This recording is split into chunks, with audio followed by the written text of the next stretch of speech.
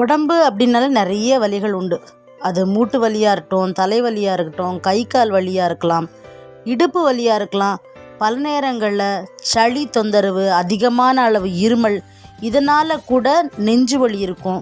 இப்படி பல வகையான வலிகளுக்கு தீர்வு நிச்சயமாக மாத்திரை மருந்து கிடையாது.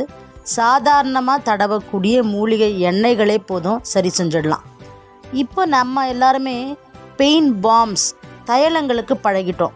அப்படின்னும் போதும் அதே மாதிரியே தைலங்களையும் இயற்கையான முறையில் தயாரித்து அது கழுத்து வலியாக இருக்கட்டும், இடுப்பு வலியாக இருக்கட்டும், எதற்கு பயன்படுத்தினாலும் எந்தவித சைடு எஃபெக்ட்டுமே இல்லாமல் சரியாயிடும்.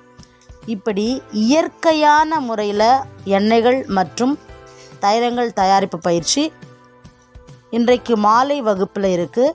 விருப்பப்பட்டவங்க கலந்துக்கலாம். இதில் 10 விதமான தைலங்கள் மற்றும் எண்ணெய்கள், சரிங்களா?